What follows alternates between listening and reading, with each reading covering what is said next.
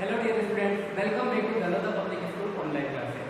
Students, in previous video we have discussed the word problem based on linear equation have variable on both sides. Today we are going to discuss your exercise 2.5 in which we will study about to simplify the equations have a variable on both sides. ये equation हमारे पास दी हुई है, इसको हमें simplify करना है. Question number first, x upon 2 minus 1 upon 5 is equal to x upon 3 plus 1 upon 4. Student, हमने पहले ही सीखा है इक्वेशंस को कैसे सॉल्व करते हैं. हम सेपरेट करेंगे वेरिएबल्स को. We will separate the variable in one side. Variable जो भी है हमारे को हम एक साइड में लेकर के आएंगे. So x upon 2 is our variable and x upon 3. तो हम क्या करेंगे बच्चों, x upon 3 को इधर लेकर के आएंगे और ये minus 1 upon 5 को राइट हैंड साइड में शिफ्ट करेंगे. तो देखिए किस तरीके से x upon 2 then x upon 3 पूरा ही शिफ्ट करेंगे हम लेफ्ट हैंड साइड में. तो यहाँ पर बाय डिफॉल्ट पॉजिटिव है, तो यहाँ पे क्या हो जाएगा negative. Is it clear? Is equal to 1 upon 4. यहाँ पर है 1 upon 4 के बाद में हम minus 1 upon 5 को शिफ्ट करेंगे towards right hand side. minus 1 upon 5 will be shifted towards the right hand side. 1 upon 4 already is here. minus 1 upon 5 change करेगा अपने साइन को प्लस 1 upon 5. अब सोल्व करेंगे. यहाँ पर सब्ट्रैक्ट करना है. Variable is in the form of rational number. Variable किसके फॉर्म में है? रेशनल नंबर के फॉर्म में है. तो रेशनल नंबर को सोल्व करने के लिए हमें क्या करना पड़ता है स्टूडेंट्स? डिनोमिनेटर को सेम करना पड़ता है. क्या हमने पढ़े हैं रेशनल नंबर का एडिशन और सब्ट्रैक्शन? ऑफ कोर्स पढ़े हैं. तो 2 और 3 दोनों को हम सेम करने के लिए क्या करेंगे? 2 और 3 डिनोमिनेटर है, इनका एलसीएम लेंगे. तो एलसीएम क्या होगा? 2 और 3 का एलसीएम आपको निकालना आता है. आप रफ कॉपी में एलसीएम निकाले. 2 और 3 का एलसीएम आएगा 6. क्या यहाँ तक आपको समझ में आया? 6. It means now our denominator is 6 instead of 2 and for this denominator is 6 instead of 3. 3 की जगह 6 हो गया, 2 की जगह भी 6 हो गया. क्या ये ऑटोमेटिक होगा? नहीं. जब हम 2 में 3 का मल्टीप्लाई करेंगे तब 6 होगा. 2 में 3 का मल्टीप्लाई करेंगे तो 6 होगा. तो क्या मैंने यहाँ पर 2 में रखे हैं मैं 3 का मल्टीप्लाई कर सकता हूँ? नहीं, मुझे x में भी 3 का मल्टीप्लाई करना होगा. तो 3 into x minus same condition यहाँ पर भी. यहाँ 2 का मल्टीप्लाई किया है तो 2 का मल्टीप्लाई ऊपर भी करूंगा. सो 2x. क्या यहाँ तक समझ में आया? अब आगे बढ़ते हैं. इक्वल टू 4 और 5 का भी हम एलसीएम लेंगे. तो 4 और 5 का एलसीएम कितना आएगा? 20. 4 और 5 का एलसीएम कितना है? 20. सो 4 में 5 का मल्टीप्लाई किया है तो 1 में भी 5 का मल्टीप्लाई करेंगे. Is it clear? Because we are counted here that we can not multiply to the denominator और to the numerator. We have to multiply to the both. दोनों ही जगह मल्टीप्लाई करना हमें जरूरी है. सो 4 का मल्टीप्लाई 5 से किया तो 20 आया. तो 1 से भी 5 का मल्टीप्लाई करेंगे 5 से, तो 5 बन जा 5 प्लस यहाँ पर 4 का मल्टीप्लाई किया तो 20 बना. यहाँ पर भी 4 का मल्टीप्लाई करेंगे तो 4 बन जा 4. चलिए, अब 3x में से 2x माइनस हुआ तो कितना बचेगा अपने पास? 3x minus 2x 1x upon 6 is equal to 5 and 4 9 upon 20. 9 upon 20. Clear? 6 को हम उधर शिफ्ट करेंगे तो 6 यहाँ पर डिवाइड करना है, उधर जाके क्या करेगा? मल्टीप्लाई करेगा. सो 9 upon 20 into 6. क्या 2 से कैंसिल हो सकता है? 2 3 जा and 2 10 जा. 9 3 जा 27 upon 10. ये 27 upon 10 आपका आंसर. Is it clear? कुछ नहीं किया हमने. वेरिएबल को सेपरेट किया. वेरिएबल को सेपरेट करने के बाद में हमने वही रूल अप्लाई किए जो हम रेशनल नंबर को एडिशन और सब्ट्रैक्शन में अप्लाई करते हैं. आप एक बार देख सकते हैं, वीडियो को पॉज कर सकते हैं.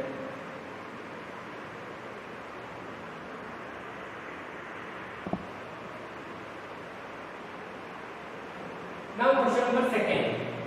Question number second is n upon 2 minus 3n upon 4 plus 5n upon 6 is equal to 20. कैसे करेंगे? हमारे पास ऑलरेडी वेरिएबल सेपरेट है। वेरिएबल क्या है? सेपरेट है। वेरिएबल क्या है? अपना n। Is that clear? Now we have to find out the value of n। कैसे करेंगे बच्चों? 21।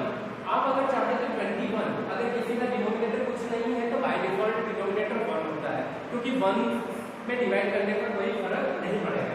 चलिए देखते हैं हम क्या ये रेशनल नंबर की फॉर्म में है। ऑफ कोर्स रेशनल नंबर की फॉर्म में है।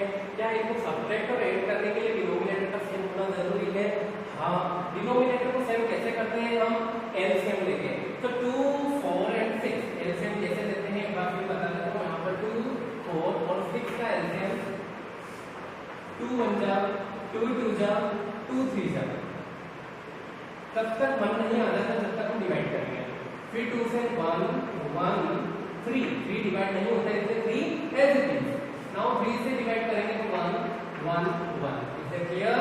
तो 2 2 जा 4 4 3 जा 12। अपना एलसीएम कितना आ गया? 12। LCM is 12। अब ये एलसीएम क्या शो कर रहा है? एलसीएम यह शो कर रहा है कि अब हमारा जो नया डिनोमिनेटर है वह 12 है।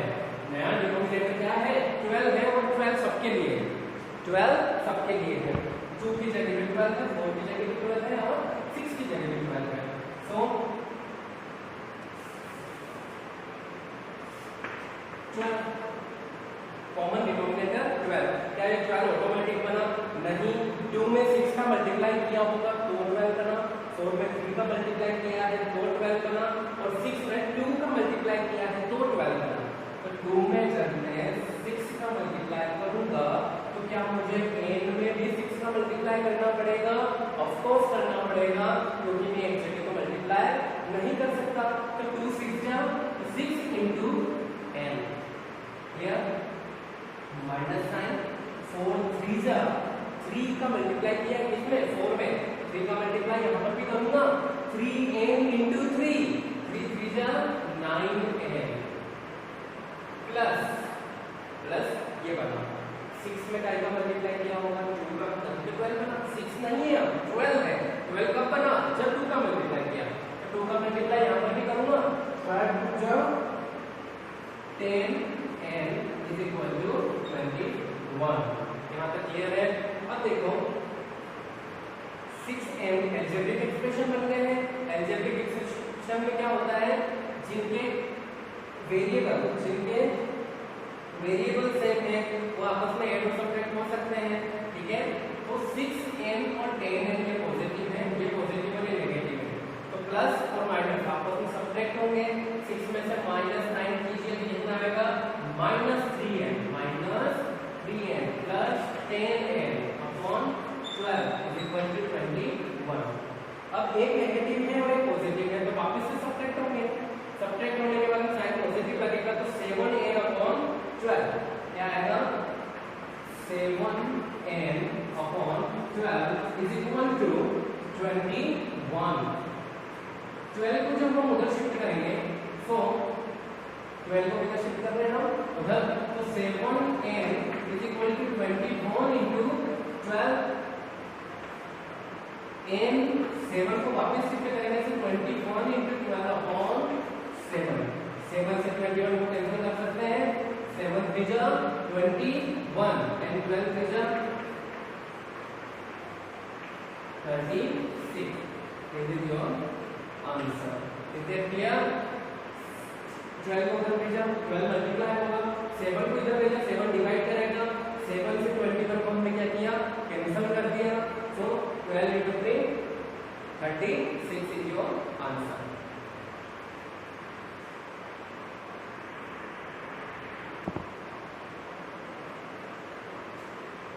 Now question number 3 you can solve by this method. Now question number 4. Question number 3 आप solve कर सकते हैं बच्चों। आप अपनी कॉपी में कीजिएगा और आंसर चेक कीजिएगा। क्लियर? और अगर नहीं आता है तो आप मुझसे पर्सनली पूछ सकते हैं। Question number 4 x minus 5 upon 3 is equal to x minus 3 upon 5. x minus 5 upon 3 is equal to x minus 3 upon 5. अब इस क्वेश्चन को कैसे करें? यहाँ पर देखिए सिंपल सा है। ये 3 डिवाइड में है, 3 को उधर भेज देते हैं, ये 5 इधर है, इधर भेज देते हैं। इसको कहते हैं क्रॉस मल्टीप्लिकेशन। क्या कहते हैं? Cross multiplication. क्रॉस मल्टीप्लिकेशन करते ही हमारे लीनियर इक्वेशन बनेगी। देखिए कैसे, 5 का मल्टीप्लाई इधर कीजिए तो 5x माइनस 5, 3 का मल्टीप्लाई इधर 3x माइनस 3। क्लियर? क्या किया हमने? क्रॉस मल्टीप्लिकेशन कर दिया, इस डिनोमिनेटर को उधर भेजा, इस डिनोमिनेटर को इधर भेजा। Open the bracket, 5x minus 25। Multiplication distributes over subtraction as well as over addition. Distributive property वही है, 5x से भी मल्टीप्लाई होगा, 5 से भी मल्टीप्लाई होगा। फिर सेम प्रॉपर्टी यहां पर भी 3x minus 9। Separate two variable, variable को हम सेपरेट करते हैं तो 5x तो यहां है, 5x यहां है, 3x को हम इधर शिफ्ट करते हैं माइनस 3x। अच्छा ये माइनस क्यों हुआ? क्योंकि ये 3x प्लस था, इधर आएगा तो ऑब्वियसली माइनस होगा। अब इंटीजर्स को भी इधर शिफ्ट करते हैं, सेपरेट कर देते हैं तो -9 उधर है, -9 ऑलरेडी है। 25 को जब हम शिफ्ट करेंगे तो +25। यहां तक समझ में आया? क्लियर? अब क्या करना है हमें? कुछ नहीं करना है, सिर्फ इक्वेशन को सोल्व करना है। तो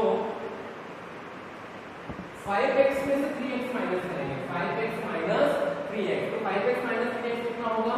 2x। 5x minus 3x is 2x। तो 5x minus 3x is equal to -9 plus 25। अब हम क्या करेंगे? 5x में से 3x को सब्ट्रैक्ट करेंगे, so 5x minus 3x it will give you 2x।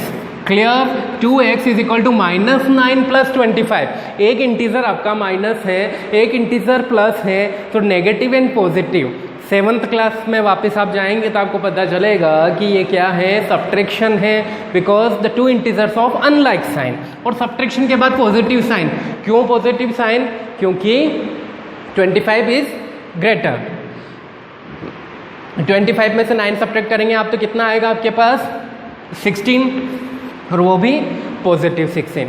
अब 2 को शिफ्ट करेंगे अपन, तो x is equal to 2 will be shifted towards right hand side and it will divide. ये यहाँ पर क्या करेगा? डिवाइड करेगा। आपको पता है क्यों करेगा डिवाइड? क्योंकि 2 यहाँ पर मल्टीप्लाई कर रहा था, तो 16/2।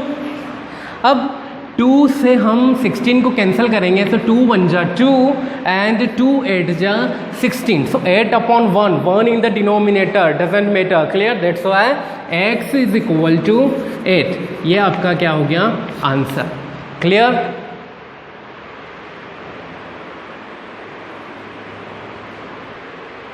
Okay students, no I hope you understand how to solve the equations. तो वेरिएबल ऑन बोथ साइड पहले ही कर चुके हैं, यहाँ पर हमने इक्वेशन का सिंप्लीफिकेशन सीखा है। इसी मेथड से आप बाकी के क्वेश्चंस भी कर सकते हो। So please solve your exercise 2.5 and if you have any query you can ask to me personally. Thank you so much.